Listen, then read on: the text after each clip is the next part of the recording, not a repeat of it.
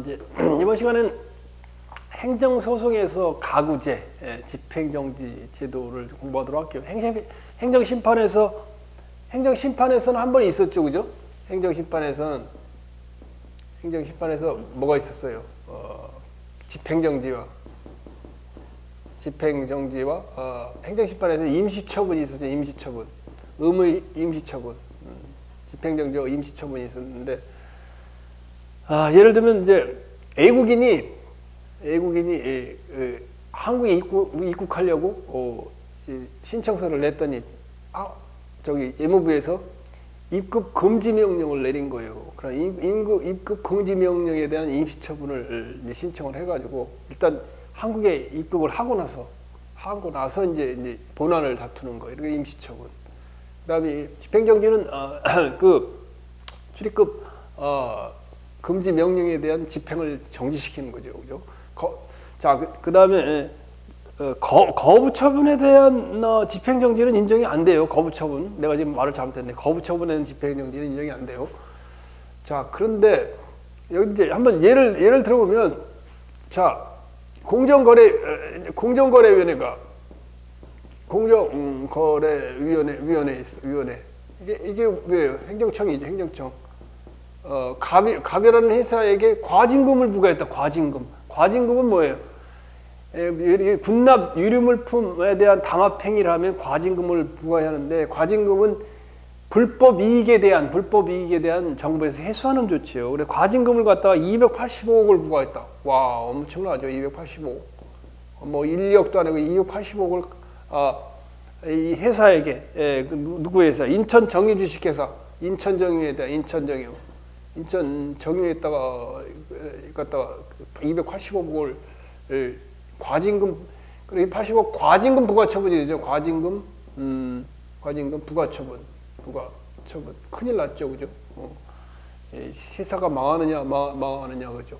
그럼 갑은 행정심판도 제기할 수 있고, 소송도 제기할 수 있는데, 갑은 피고, 공정거래위원회가 지금 세종시 있네, 세종시 있는데, 이게 중앙행정기관이고, 그러니까 뭐 서울에다 제기할 수도 있고, 대전 지방법원 본원에 제기할 수도 있고, 그래서 법원에 과징금 부과처분 이 취소소송을 제기해야 되겠죠. 소송을 제기하면서 이 취소소송이 끝나려면 하루 이틀에 끝나는 게 아니잖아요. 얼마 동안 끝나야 되는데, 과징금 부과 처분이 돼가지고 이게 이 처분이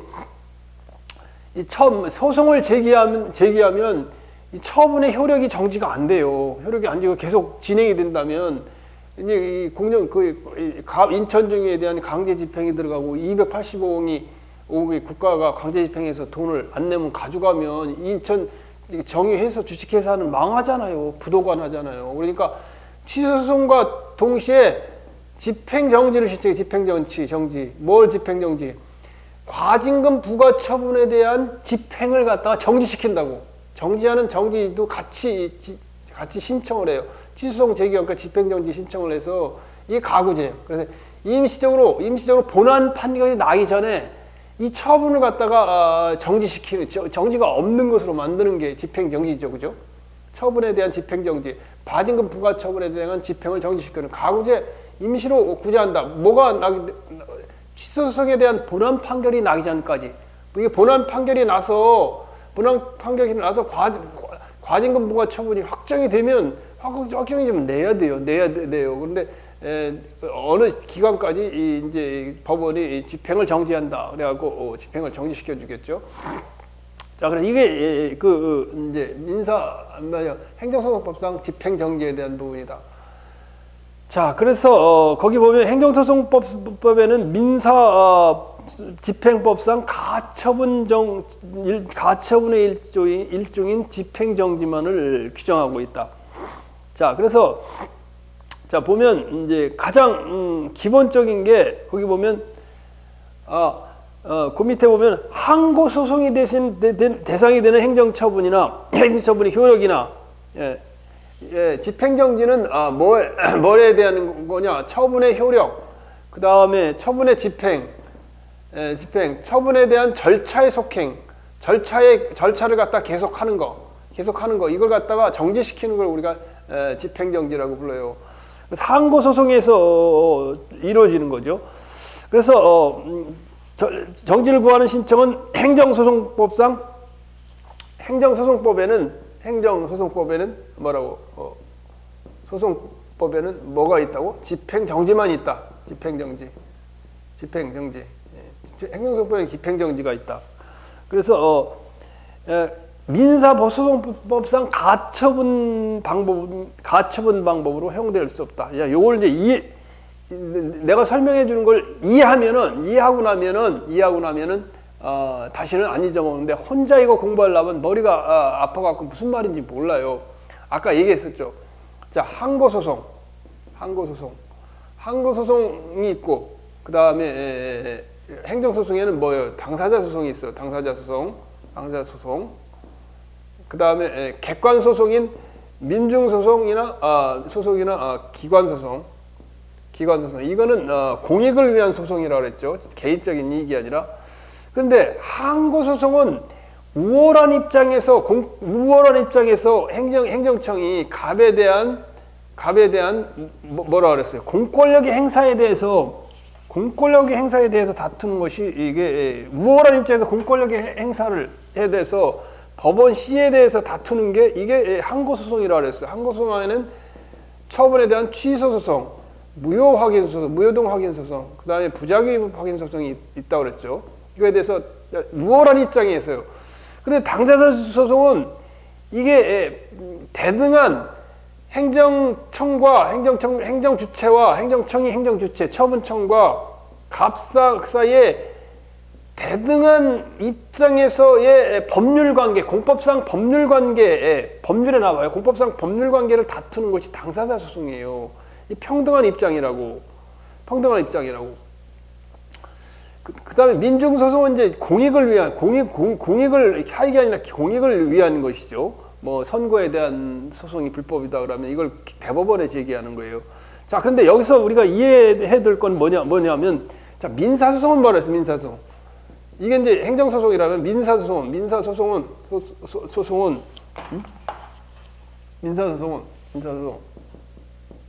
자, 여기다 나눠. 민사소송은 행정청과 법원과 갑의 관계가 아니고, 누구예요? 갑과 사인과 을과의 관계예요. 을과 평등한 관계예요. 내가 너 돈 빌려줬잖아. 얼마 빌려줬어? 500만 원 빌려줬는데 왜 안 갚은 거야? 왜 안 갚아? 월세 지금 들어서 살잖아. 월세 왜 안 내? 예. 서로 이 당사자 간의 그 법률상 지위를 분쟁을 다투는 것이 민사소송이에요. 그래서 여기서 가만히 보면 당사자 소송도 행정청과 사인 간의 대등한 입장에서 하죠. 이건 사인과 사승 간의 대등한 입장이잖아요. 취소소송은 뭐예요? 우월한 입장에서 공권력의 행사예요. 따라서 지금 내가 하려는 얘기는 뭐냐면, 집행정지가 해당되는 건 바로 여기에 해당된다는 거예요. 항고소송인 취소소송, 무효동, 부작위 소송에 이게 집행정지가 해당되는 집행정지. 왜 집행정지냐? 과징금부가 처분이잖아요. 공권력 공권력의 행사의 집행을 정지해달라 그 말이야. 그 말이고, 같은 의미라도 민사소송에서는 이 가구제 제도를 갖다가 가구제도가 가처분 제도와 가압류 제도가 있어요. 가압류 제도가 있어요. 그래서 가압류는 일반적으로 금전채권을 갖다 돈을 받을 게 있는데 안 받아. 그러면 가압류를 신청해 가지고 가압류 등기를 해 갖고 못 팔아먹게 하는 거. 돈을 금전을 갖다 압류시키는 거. 은행에 있는 돈을 압류시키는 거. 가처분은 금전채권 이해, 다른 이해의 권리관계에 대해서 우리가 이제 임시적인 구제를 하는 게 가처분이에요. 그래서 이사에 대한 직무집행정지, 부동산 처분, 여기 보면 밑에 내가 잘 적어놨어요.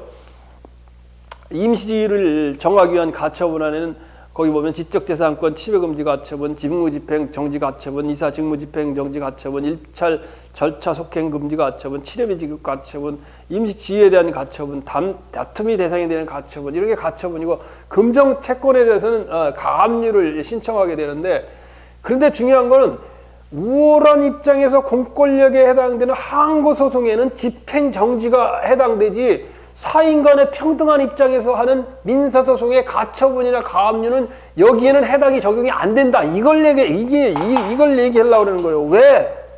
그거에 행정법 체계 이게 설명이 안 돼 있으니까 굉장히 처음에 공부하는, 내가 공부할 때 얼마나 어려운데, 항고소송에는 가처분이 왜 안 되지? 이거 설명해 주는 사람이 없어. 가처분과 가압류는 뭐예요? 당사자 간에 적용되는 거예요, 적용. 따라서 항고소송인 취소소송이나 무효동 확인소송은 이 대등한 당사자요, 행정청이라는 우월한 입장의 공권력의 행사에 대해서 집행정지를 하게 되는 거잖아요. 그죠? 그러니까 이거는 해당이 안 된다고. 자, 그리고 여기는 보면 당사자 소송은 어때요? 대등한 입장에서의 공법상 권리 관계에 해당되죠. 따라서 여기에는 민사소송법상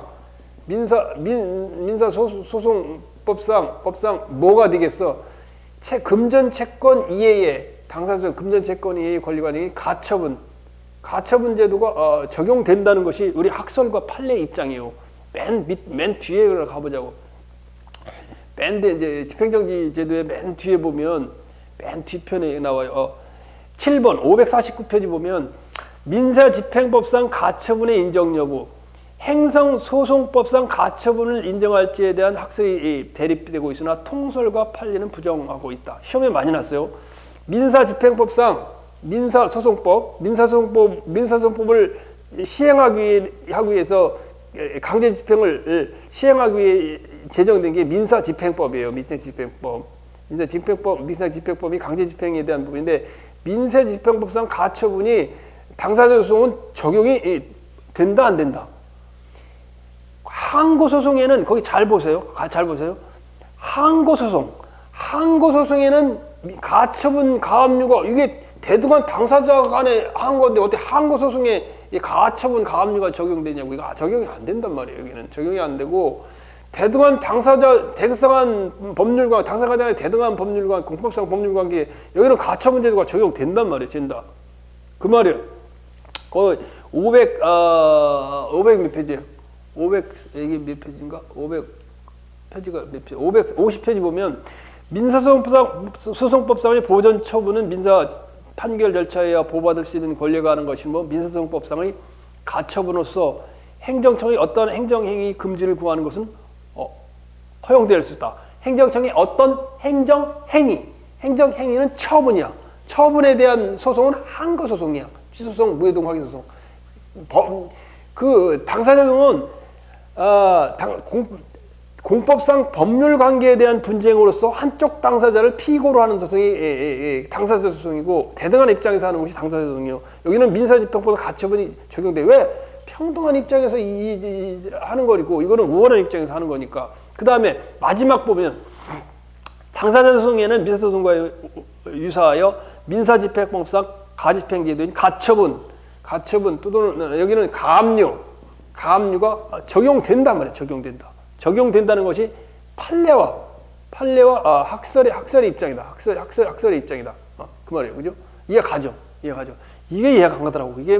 이걸 외우려고 하지 말고, 왜 적용이 안 되는가? 항고소송에는 우월한 입장에서 공권력을 행사하는 처분에 대해서 과징금 부과 처분해서 집행정지를 해야 되는 거지, 가처분을 하는 거 아니야.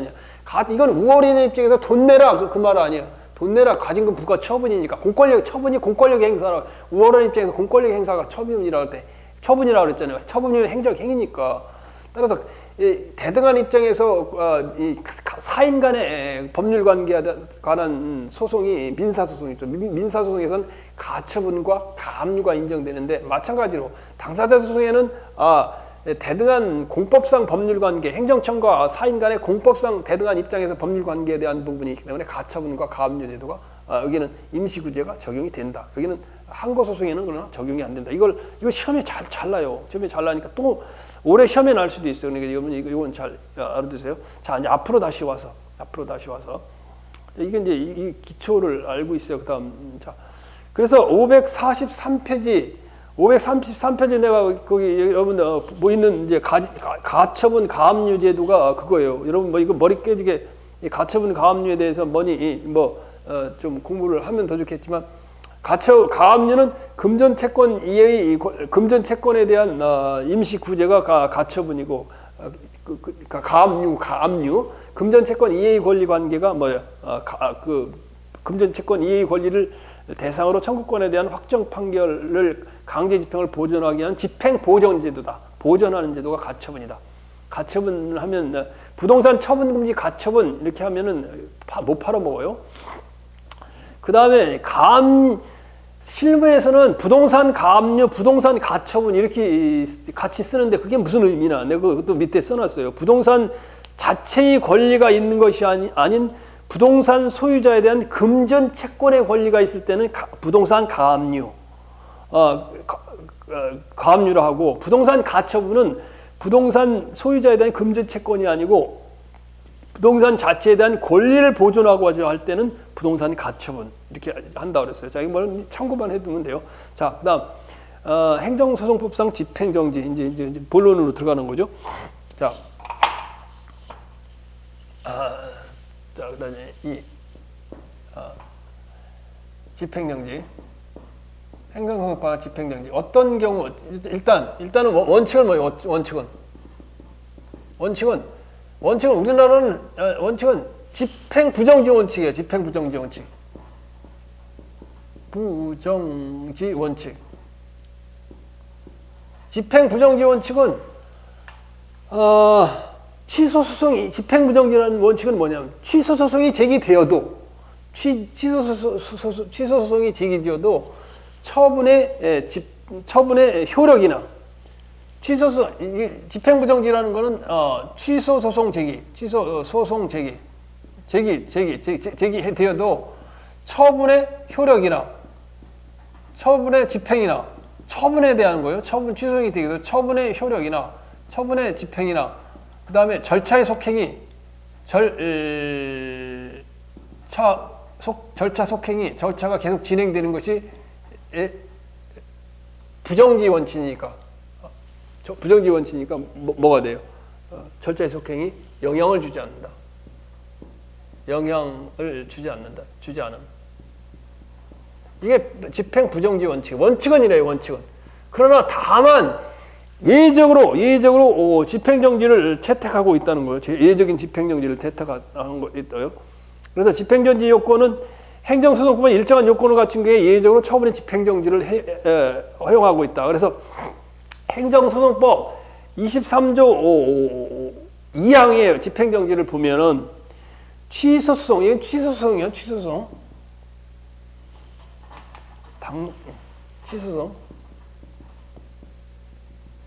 자, 취소소송이 제기된 경우에 처분이 그 집행 또는 절차의 속행으로 인하여 회복하기 어려운 손해를 예방하기 위하여 회복하기 어려운 손해 예방 긴급한 필요가 있는 경우 또 본안이 계속되고 있을 걸 집행정지는 가구제니까 본안이 계속되지 않는다면 집행정지는 당연히 소멸되는 거야. 본안이 없어지면 집행정지는 당연히 소멸되는 거죠. 본안이 계속되고 있는 법원은 누구에 의해 당사자의 신청 또는 직권에 의해서 법원 직권 또는 당사자의 신청에 의해 처분의 효력이나 집행, 절차의 속행의 전부 또는 일부의 정지를 결정할 수 있다. 요건이 되죠. 그죠? 회복하기 어려운 손해를 예방하기 위하여 긴급한 필요가 있을 때 본안이 계속되고 있을 것. 그 다음에 법원 당사자의 신청 또는 직권에 의하여 효력의 전부나 일부를 정지할 수 있다. 그 말이죠. 다만 거기 행정소송법에 보면 처분의 효력 정지는 처분의 집행 또는 절차의 속행을 정지함으로써 목적을 달성할 수 있는 경우에는 허용되지 않는다.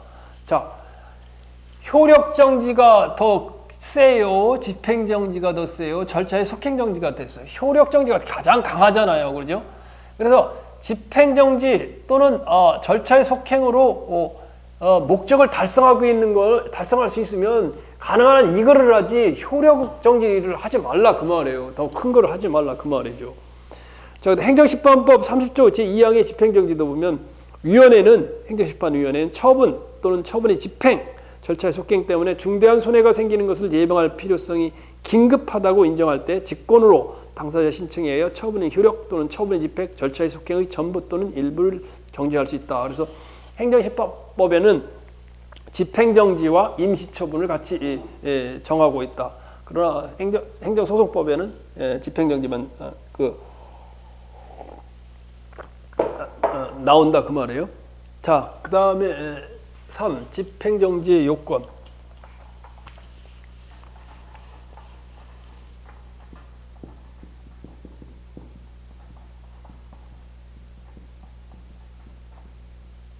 자, 집행정지의 요건. 첫 번째, 집행정지 대상인 처분이 존재해야 된다. 당연한 거예요. 집행정지를 하려면 아까 공정거래위원회가 인천정의사에게 285원 과징금 부과 처분이 있었어요. 처분이 있어야 되지.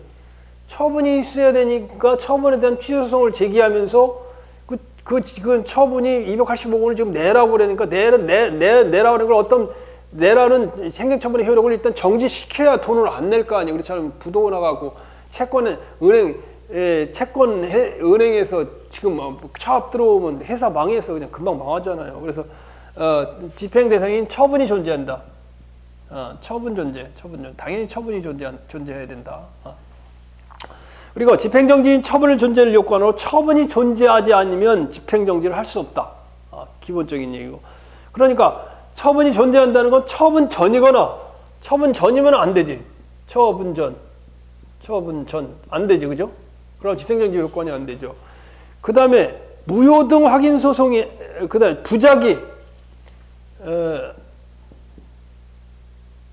부작위에 대해서는 뭐예요? 그 다음에 처분 소멸한 경우 처분이 존재하지 않기 때문에 원상개입을 회복을 시킬 처분이 없으므로 집행정지는 허용되지 않는다. 취소소송, 무효등 확인소송은 집행정지가 허용된다. 부작위 확인소송은 집행정지는 허용 안 된다.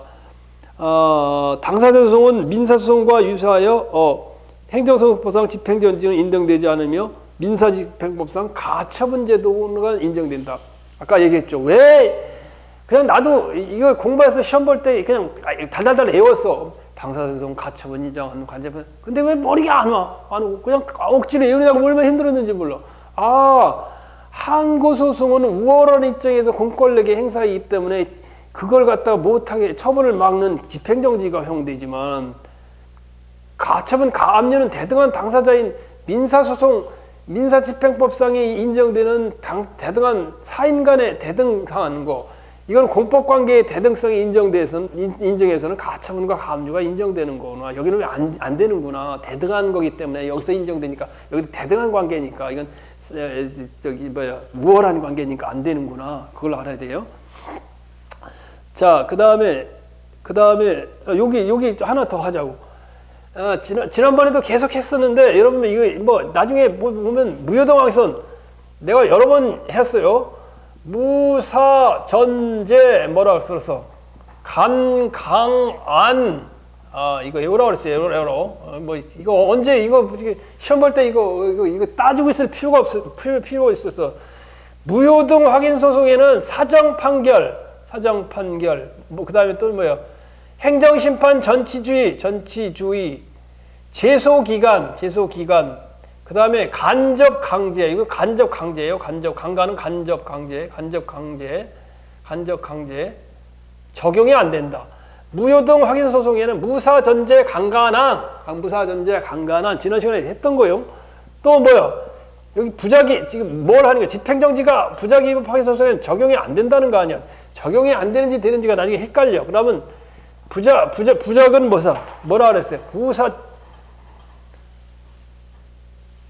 부작위 위법 파기소송은 부사, 집, 처, 소, 변, 안 이렇게 된다 그랬죠, 그죠? 부작위 위법 파기소송은 사정 판결, 집행정지 지금 집행정지 하잖아. 부작위 위법 파기소송은 처분이 없으니까 집행정지가 해당이 안 된다. 처소변환, 처분 변경으로 인한 소변경, 처분 변경으로 한 소변경이 적용 안 된다. 무사전제 강간한, 무사집 처소변환, 그 다음에 당사자 소송은 다 적용이 안 돼요. 안 되고 적용되는 게 있어. 그래서 단기 소변 오케이. 단기 소변이야 변 오케이. 오줌는다 말 오줌는다. 소변 오케이. 당사자 소송은 판결의 기속력은 적용되고 소변경도 당사자 소송에는 적용이 돼요. 이거면 적용이고 다른 건 적용이 잘 안 돼. 그러니까 이렇게 예어되면 나중에 뭐 시험 볼 때 정리할 때 쉬워요. 무사전제 강간한, 부사집 처소변은 단기소변 오케이 이렇게 예어두면 집행정지 부사집 처소변은 안 들어가는구나 이렇게 할 수 있고. 자, 그 다음에 여기 이제 중요한 게 아까 얘기한 대로 거부 처분에 대해서는 뭐라고? 거부 처분 뭐라고? 집행정지가 허용도 안 된다. 집행정지가 허용이 안 된다. 거부 처분에 대해서. 그래서 왜 그러냐? 이것도 국가직에서는 2번이나 나왔던 거예요. 자, 교도소장 A가 교도소장이야. 소장에게 이 재소자가 있는데 재소자 인척이 교도소장에게 접견 면회를 갔어. 접견이라는 게 면회냐? 교도소에 면회가 갔더니 교도소장이 안 돼요. 접견 불가. 그러니까 교도소 접견 접견 허가 접견 신청을 했더니 거부 처분했어. 자, 교도소장이 허가 거부를 했다. 거부의 처분에 대한 취소소송을 제기하면서 항고소송을 제기하면서 집행정지를 한다. 근데 거부 처분에 대한 집행정지를 한다라면 교도소장은 어떻게 해야 될까? 재량행위잖아. 거부를 할 것인가 말 것인가 재량행위잖아요. 거부 처분에 대해서. 근데 그 거부 처분에 대해서 보면 여기 써 있는 대로 거부 처분은 그 효력이 정지되어도 그 처분이 없었던 것 같은 상태를 만드는 것에 지나지 아니하는 것이고 그 이상으로 행정청에 대해 어떤 처분을 명하는데 적극적 상태를 만들어내는 경우를 포함하지 아니한다 말이에요. 따라서 교도소장이 접근 허가 거부가 불허가 처분에 대해서 효력 정지 집행정지 신청 효력 정지 신청을 한다 하더라도 효력 정지 신청을 했어. 그러면 접견이 허가되는 거예요? 허가되는 건 아니잖아. 허가를 명하는 것도 다른 행위 아니야. 또 당연히 접견되는 것도 아니야. 따라서 접견 허가 거부 처분에 대한 집행정지로 회복할 수 없는 손해를 피하는데 아무런 보탬이 되지 않아. 접견 허가 거부 효력을 정지할 필요성이 없다. 그래서 거부 처분에 대해서는 집행정지가 적용되지 않는다. 이거 시험에 아주 잘 나오는 거예요. 이거 뭐 얼마나 자주 나는지 몰라. 아주 어떤 때 함정했다 이렇게 하나씩 끼워서 넣어. 거부 처분에 대한 집행정지가 적용이 안 된다. 거지반 이렇게 외워주세요. 거지반 이렇게 외워주세요. 자, 그 다음에 이제 이쪽 좀 지우고 갈까?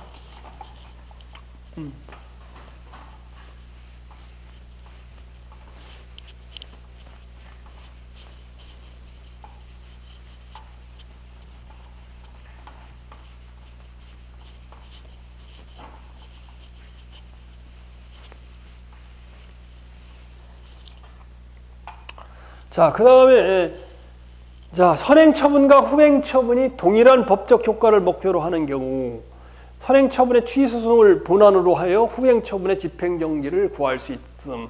자, 이것도 잘 알아두세요. 계고, 통지, 실행, 비용징수, 그게 이제 대집행이잖아요.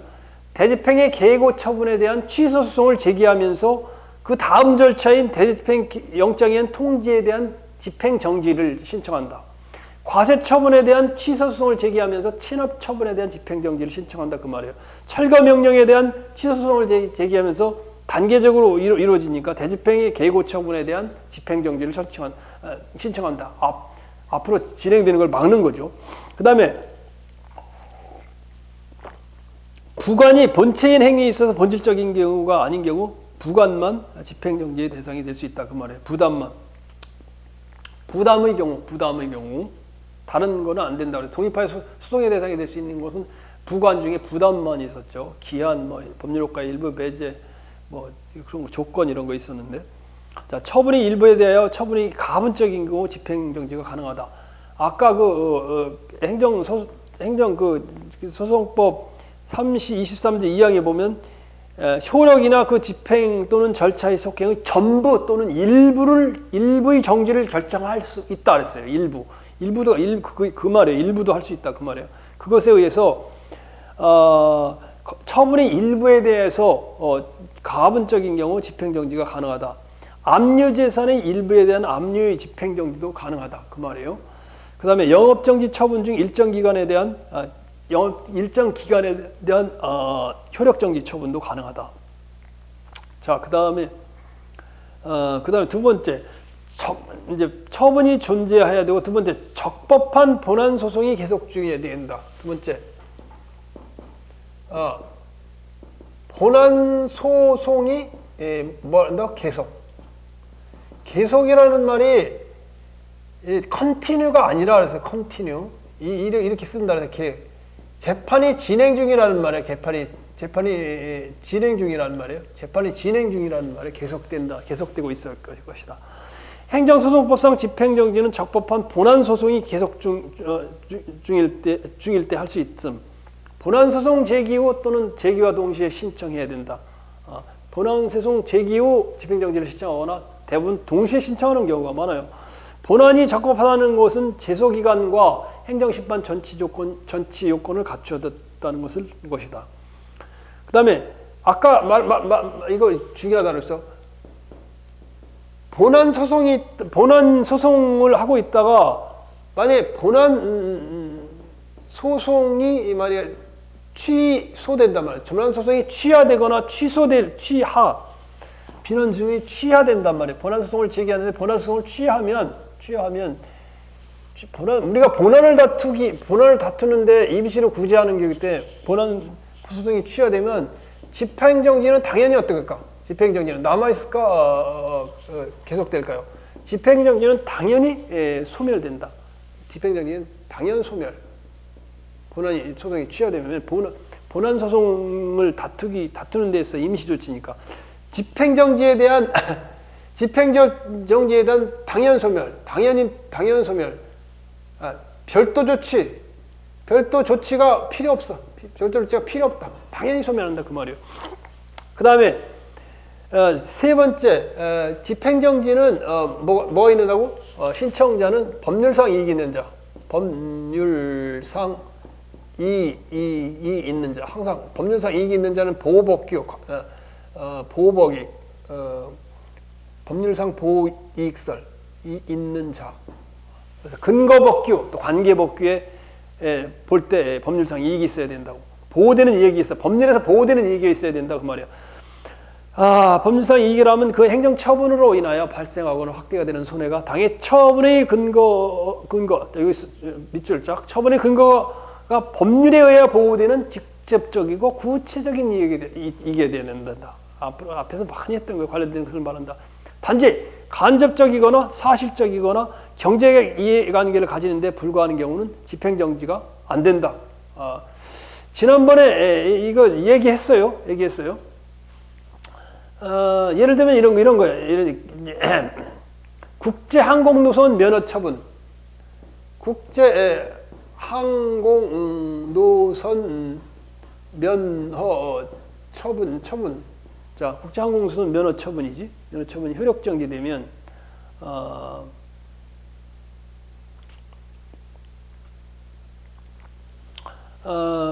이제 이렇게 지난번에 얘기했었죠, 그죠? 국토교통부 장관이 제일 먼저 누구한테 했어요? 대한항공에게 계림 지역에 운수권 배분했단 말이에요. 배분했어요. 배분을 했는데 그 운수권 배분을 했으면 1년 내에 국제항공노선 면허를 가서 신청을 해야 되는데 이게 대한항공이죠. 현항공이지.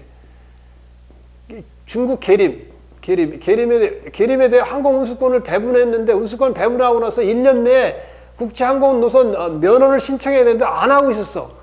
안 하고 있으니까 이거 면허를 갖다 배분 처분을 취소하고 의뢰 가백에 다시 배분 처분을 가백에 했어요. 운수권 처분을 1을 취소, 1, 그 다음에 2 취소, 그 다음에 3에게 배분 처분했어요. 그랬더니 이제 대한항공이 화가 나니까 배분 처분에 대한 이제 취소송을 제기한 거죠. 취소송을 제기한 거죠. 그죠? 자, 그런데 국제항공노선 면허 처분 그런데 이제 그렇게 하고 이제 아시아나가 항공이 항공노선 면허 처분을 신청을 하니까 이것에 대해서 대한항공이 취소소송을 한 거예요. 취소송을 한다. 그런데 이 법에 의하면 여기 경쟁 항공사인 국제항공노선 면허 처분이 제3자지 이제 제3자가 여기 아시아나 항공에 대한 국제항공노선 면허 처분을 할 효력 정지를 구할 법률상 이게 없다 그 말이에요. 왜?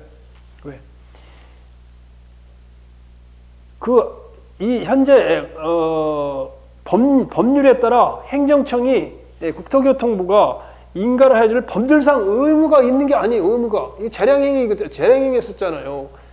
당초 항공 운수권 배분을 했는데 1년 내 신청을 안 해서 이게 효력 기간이 지나니까 을에게 다시 배분 처분해갖고 국제항공 노선 면허 처분을 이제 신청을 해서 면허 처분을 했는데 이것에 대해서 경쟁회사인 갑이 어떤 법률상 이익이 없다. 자기가 수입이 줄어드는 건 사실적 경제적 이익에 대한 부분이지 법률상 이익은 아니라는 거예요. 그래서 없다 그 말이에요. 그런 의미예요. 자, 그다음에 이제 본안 요건에 보면 아까 나온 대로 뭐라 그랬어요? 회복하기 어려운 손해 발생 후 우려. 회복하기 어려운 손해를 아까 정확한 게 뭐라 그랬어요? 회복하기 어려운 손해를 예방할 필요. 회복하기 어려운 손해를 갖다 예방할 필요가 있죠. 작은 손해를 갖다가 예방할 필요가 있다. 자, 그래서 행정처분 등 집행정지 요건이 회복하기 어려운 손해라 하면 특별한 사정이 없는 한 금전으로 보상할 수 없는 손해로서 이는 금전 보상이 불가능한 경우, 금전 보상이 불능인 경우, 금전 보상으로는 사회관념상 행정처분을 받은 당사자가 참고 견딜 수 없거나 또는 참고 견디기 어려운 현저히 곤란한 경우 유형, 무형의 손해를 모두 포함한다. 그 말이에요. 자, 그래서 아까 회복하기 어려운 손해는 누가 증명을 할까요? 회복하기 어려운 손해는 이건 원고가 증명을 하는 거예요. 원고가 집행정지를 신청하는 거예요. 원고가 증명을 해줘야 돼요. 그래서 판례를 보면 아까 과징금 납부명령 처분의 손해. 아까 뭐예요? 아까 예를 들었었잖아요. 아까 누구요 그게? 어디 정의했었어요? 어디 정의했어? 공정거래위원회가 인천정유회사에 285억 원의 과징금 부과 처분을 하면 어떻게 된다는 거예요? 280만 원 하면. 만약에 예부 자금을 신고 차입하게 되면 과징금을 납부하기 위해서 주거래은행과 재무구조 개선 약정을 지키지 못하게 되어 결국 사업자가 중대한 경영상 위기를 맞게 되고 경영상 위기를 맞게 되니까 이러한 경우는 과징금 부과 처분에 대한 회복하기 어려운 손해가 우려가 된다 그 말이에요. 이거 우려가 된다. 자, 1번. 아까 공정거래위가 인천 정유회 한 285원 과징금 부과 처분. 왜? 회사가 부도나서 망할 거니까. 그다음 두 번째 인정된 건 아까 이것도 마찬가지예요. 상고심 계속 중, 대법원의 상고심 계속 중 안양교도소에서 갑자기 대법원에서 상고심을 하고 있는데 안양교도소에서 얼루 이송을 처분했냐? 전주교도소로 해. 전주교도소로 하면은 왜 변호사가 안양에서는 서울 끼는 거니까 많잖아요. 자기 담당 변호사가 있는데 전주교도소로 하면 변호인이 왔다 갔다 하니까 귀찮으니까 잘 올라오지 않겠지. 그러면 친지나 인척도 다 서울에 사는데 전주까지 올라오면 얼마나 힘들어요. 그래서 이런 경우도 회복하기 어려운 손해가 있으니까 교도소 이송 처분의 효력정지, 이송 처분. 갑자기 안양교도소에서 전주교도소로 보내는 거예요. 이걸 효력정지 해달라는 이익이 있다 그 말이에요. 그 다음에 이제 안 되는 거. 국토교통부에서 발표한 4대강 살리기 마스터 플랜. 이건 처분이 아니라 그랬죠. 처분이 아니라고 했어요. 이걸 한강 살리기 사업 구간에 인근에 거주하는 주민들이 공구별 사업 실시계획 승인 처분에 대한 효력정지 신청. 이거는 법률상 토지 소유권 수용 등으로 인한 손해는 뭐예요? 어떻다는 거예요? 행정소송법 효력정지 요건이 금전으로 보상할 수 없거나 사회관념상 금전보상으로 참고 견디기 어렵거나 현저히 곤란한 유명 손해에 해당하지 않는다. 4대강 살리기 마스터 플랜에서 공구별 사업 실시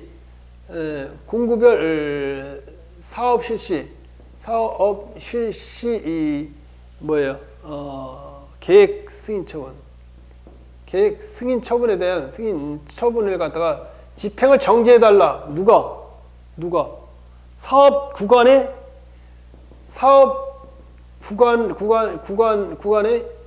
거주하는 거주 주민. 해당이 안 된다고 말해요. 집행정지 회복하기 어려운 손해가 안 된다. 금전을 보상할 수 있다는 거지.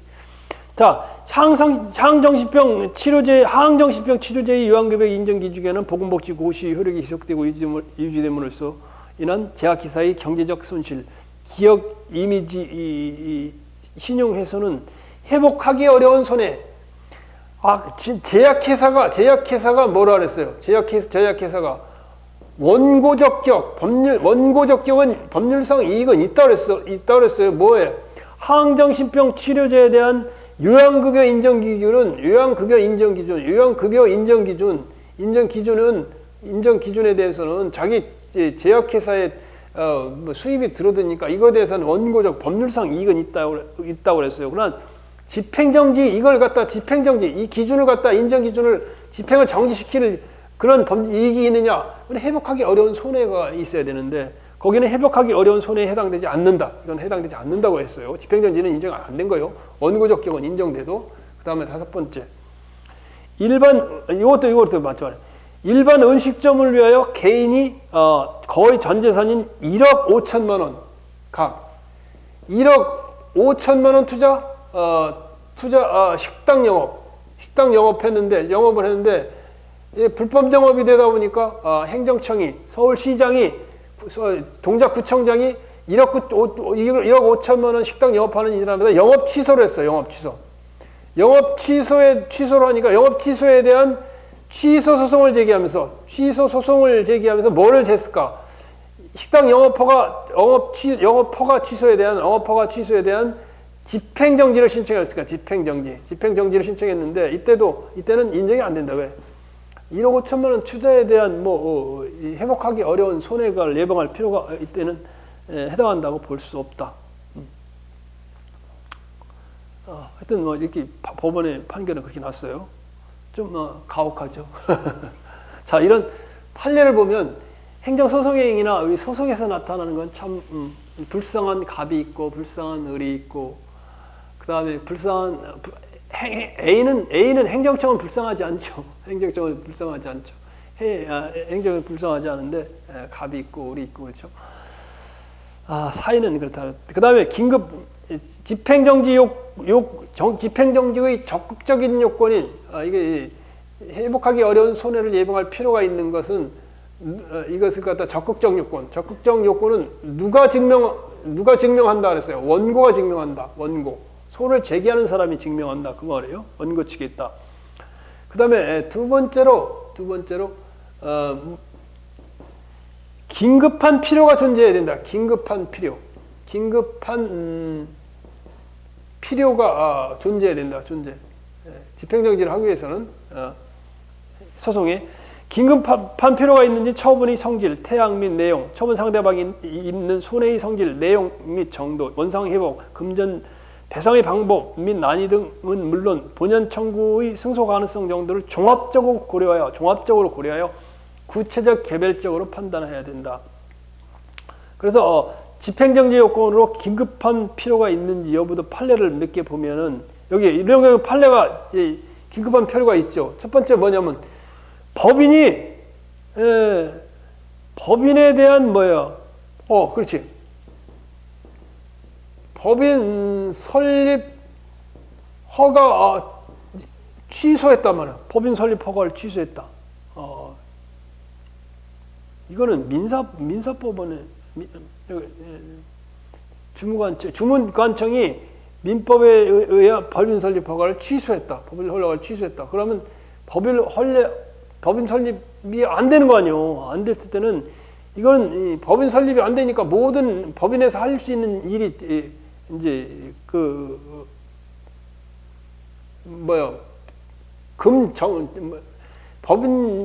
법인이 할 수 있는 일이 중단이 되는 거예요. 중단. 한국말이 생각이 안 나네. 중단이 되니까 이때는 긴급한 필요가 있다. 두 번째 판례도 보면 이것도 마찬가지예요. 재개발 사업을 하려고 하는데 뭐를 어떻게 한다는 거예요? 서울특별시장이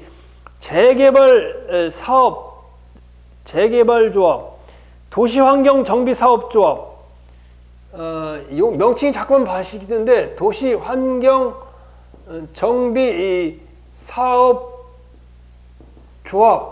이게 재개발조합이에요. 재개발조합, 도시환경정비사업조합을 갖다가 승인을 취소했다. 조합 설립인가를 갖다 취소했다. 대단한 거지, 취소. 아니, 도시환경정비사업 설립인가를 취소해버리면 지금 재개발 사업을 막 하고 있던 거 그냥 중단이 되는 거야. 중단이 된다고. 올스톱이야. 안 되겠지. 집행정지 긴급한 필요가 있지. 이때는, 그죠? 긴급한 필요가 있죠. 그 다음에 한국문화예술위원장이 문화체육부 장관의 자신에 대한 해임 처분의 무효를 구하는 소송을 제기한 후 다시 해임 처분의 집행정지를 한 사안에서 해임 처분으로 한국문화예술위원장이 회복하기 어려운 손해가 발생할 우려가 있어 이를 예방하기 위해 긴급한 필요가 있다고 볼 수 없다.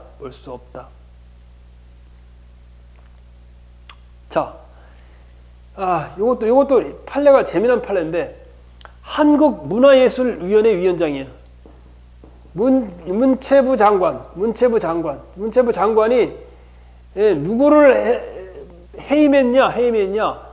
한국문화예술위원회, 잘 말을 안 들으면 예술위원회.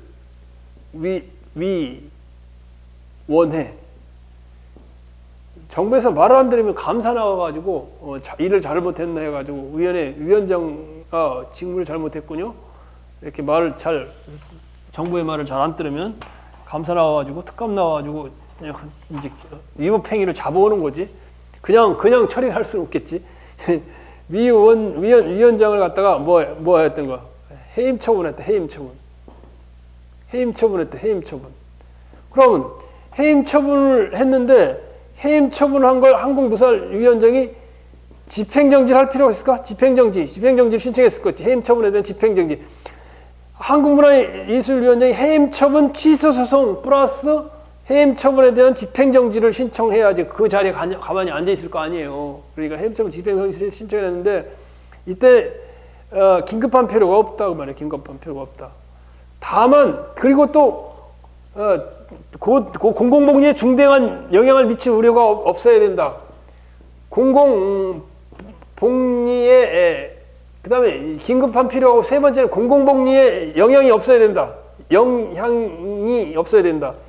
공공복리에 영향이 있으면 집행정지가 안 돼요. 왜냐하면 공공복리에 대한 증명은 공익에 대한 부분이기 때문에 행정청이 소극적인 요건으로 행정청이 증명을 하게 되는데 그 공공복리에 영향이 있으면 안 돼요. 그리고 내가 뭘 하려고 그러다 앞서 이걸 얘기했냐면 문화체육부 장관이 한국문화예술위원장에 대한 해임 처분을 해놨는데 이 해임 처분에 대한 취소송을 제기하고 집행정지를 신청했는데 이거에 대한 집행정지를 받아들여줄 긴급한 필요는 없었다는 거야.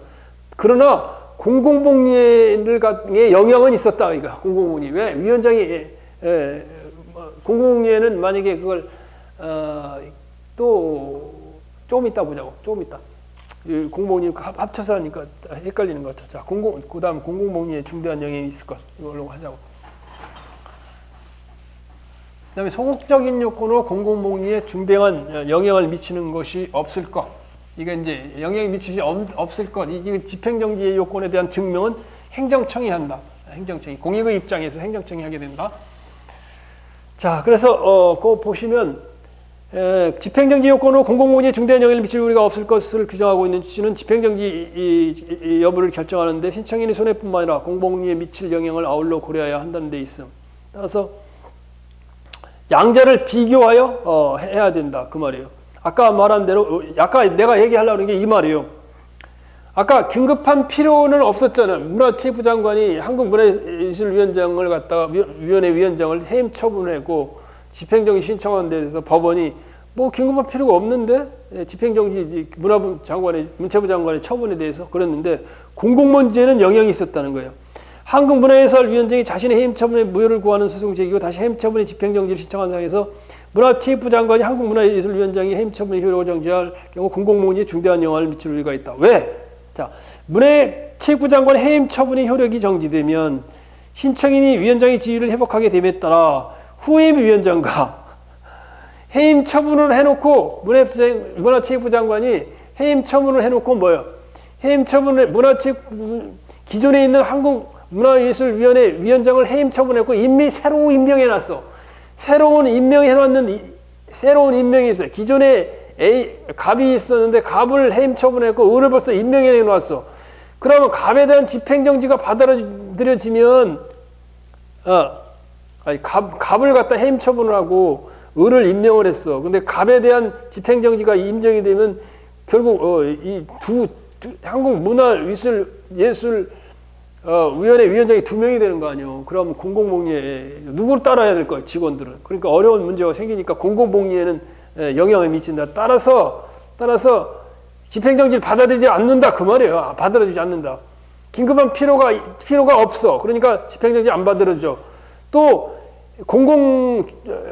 지금 이야기하는 공공복리에 중대한 영향을 미칠 우려가 있어. 이거는 소극적인 요건으로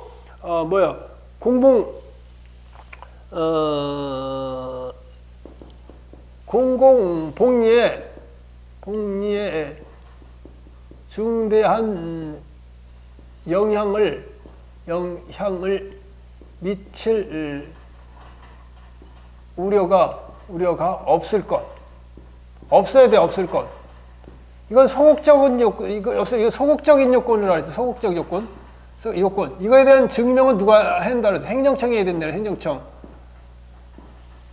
자, 그래서 이게 그 말이에요. 문화체육부 장관이 한국문화예술위원장에 대해서 해임 처분을 했어. 해임 처분을 한 동시에 문화예술체육부 장관이 한 해임 처분에 대한 집행정지를 신청했어. 근데 가만히 보니까 긴급한 필요가 없어.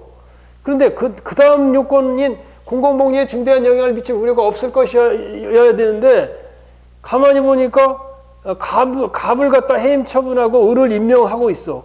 근데 을에 대한 취소소송을 제기하면서 이게 집행정지가 인정이 돼버리면 위원장이 2명이 되니 갑을 2명이 되는 거 아니에요, 2명이. 그러면 이게 공공복리는 이 예술위원회를 갖다 운영하는데 문제가 생기잖아요. 따라 공공복리에 영향을 미치니까 어때? 집행정지는 받아들여주지 않는다. 결론이 그거 말이야. 집행정지는 안 된다. 그 말이에요. 그 말을 하려고 이렇게 오래 떠드는 거예요. 자, 그 다음에 집행정지 소극적인 요건인 공공복리에 중대한 영향을 미칠 우려가 없을 것이에 대한 주장 책임 누구한테 있다고? 이거는 소극적인 요건이 이게 행정청에 있다. 행정청에 이게 무리하다. 그 말이에요. 그 다음에 본안 청구가 이유가 없으니 명백하지 아니어야 된다. 이것도 중요해요. 본안 청구가 있어야 돼요. 본안 청구가 이유 없음이 이유 없음이 명백하지 아니하여야 한다. 이게 한국말을 참 이게 막 비비 꼬아서 해놔가지고 이야기가 어려울 때가 있어요. 본안 청구가 이유 없음이 명백하지 아니하여야 된다. 잘 보세요. 이유 없다, 아니한다. 부정을 상기하면 뭐야? 부정을 서로 비기면 뭐래? 긍정이 되는 거지. 본안 청구가 이유 있어야 된다. 그 말이야. 그냥 본안 청구가 이유 있어야 된다는 말 이렇게 들은 거예요. 본안 청구가 이유 있어야 집행정지가 가능한 거지. 본안 청구가 이유 없음이 명백하지 아니어야 된다. 본안 청구가 이유 있어야 된다. 그 말. 이렇게 어렵게 표현한 거예요. 자, 집행정지 요건으로 본안 청구가 이유 없음이 명백하지 아니어야 한다는 게 다수가 판례 입장인데, 이것도 시험에 2번이나 나왔네요. 집행정지를 신청 안 하면 본안 청구가 이유 있어야 된다. 그 말. 그 말을 이렇게 표현한 거예요. 자, 이제 시간이 거의 이제 많이 돼가는데, 그지? 집행정지 효력. 거의 다 했네, 다 했다. 자, 다 했다. 야, 다 해간다. 자, 그 다음에 집행정지 내용과 집행정지 기간. 집행정지 결정에는 처분이 효력정지. 아까 했죠. 집행정지는 효력정지. 그 다음에 집행의 정지. 그 다음에 절차의 속행. 절차가 있는 걸 계속 진행하는 거. 철거명령, 압류, 계고, 재집행정지, 통지, 실행, 비응징수 이런 절차의 속행. 이걸 갖다 중지시키는 걸 그랬죠. 그 다음에 집행정지나 절차의 속행이 가능하면은 효력정지를 해서는 시키면 안 된다 그랬죠. 이게 강하니까 집행이나 절차의 속행으로 가하는데 효력 자체를 없애버리면 안 되겠지. 그 말이에요. 그 다음에 집행정지 기간은 법원이 그 시기와 종기를 자유롭게 정할 수 있음. 종기를 정함이 없으면 본안 판결이 확정 시까지 집행정지 효력이 존속한다. 종기의 전함이 없으면 본안 판결 선고시를 신문에서 많이 사용한다. 종기의 정함이 없으면, 끝나는 날이 정함이 없으면 본안 판결 확정 시까지 집행정지 효력이 진행한다. 그 다음에 집행정지 효력 5번. 아이고 이 번호가 이러네. 집행정지 효력. 집행정지 효력. 첫 번째 형성력. 형성력이 뭔지죠. 권리 발생, 변경, 소멸이 영향을 미치는 거죠. 처분의 효력을 잠정적으로 상실시킨다. 형성력은 처분의 효력을 갖다가 장래를 향하여, 철회가 장래에 향하여죠. 장래에 향하여 상실시킨다. 효력을 장래에 향하여 상실시킨다. 잠정적으로. 그 다음에 기속력은 여러 번에서 기속한다. 말 달릴 기자. 누구를 말 고삐를 붙들어 매느냐. 행정청, 관계행정청. 따라서 집행정지 결정은 당의 사건에 관하여 행정청과 관계행정청을 붙들어 맨다. 붙들어 맨다는 건 따라야 된다. 그 말이에요. 기속력은 따라야 된다. 그 말이죠. 그다음 세 번째 이제 그 다음에 집행정지의 효력의 시적 범위. 아까 얘기했죠. 집행정지의 효력은 당의 결정이 주문에 표시된 시기까지 존속하다가 그 주문에 표시된 시기의 도래로 당연히 동시에 소멸한다. 당연한 얘기가. 그건 당연한 얘기죠, 그죠? 자, 그 다음에 집행정지 결정에 대한 불복 및 취소. 집행정지 결정에 대해서는 즉시 항고가 할 수 있다. 즉시 항고. 결정에 대한 것이 그러니까 항고는 결정에 대한 것이죠. 집행정지 결정, 기각 결정에 대해서는 즉시 항고할 수 있다. 법원에. 그렇다고 이 즉시 항고한다고 해서 집행을 정지하는 효력은 없다. 당연한 얘기예요, 이것도. 말을 생각해 보세요. 그 다음에 집행정지 결정이 확정된 후 집행정지가 공공목리에 중대한 영향을 미치거나 그 정지 사유가 없어진 때 당사자의 신청 또는 직권에 의해 결정으로 집행정지의 결정을 취소할 수도 있다. 집행정지가 돼 있다가 사유가 없어진 데는 또는 공익에 위배된 때는 누구에서 당사자의 신청, 행정청이나 아니면 원고의 신청에서 피고의 신청에 의해서 직권에 의해서 법원의 직권으로 집행정지 결정을 취소할 수 있다. 취소 결정에 대해서도 즉시 항고가 할 수 있지만 즉시 항고는 집행정지를 정지시키는데 집행을 정지시키는 효력이 없다. 즉시 항고는. 그다음에 마지막은 아까 했던 거예요, 그죠? 마지막에 했던 거예요. 자, 항고 소송에는 뭐라고? 집행정지만 해당된다.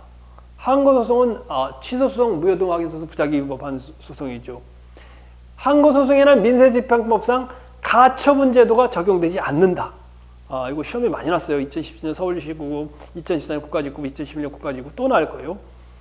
그 다음에 당사자 소송에는 대등한 당사자에 관한 관계이기 때문에 민사소송법상, 민사집행법상 가처분, 가압류 제도가 적용된다.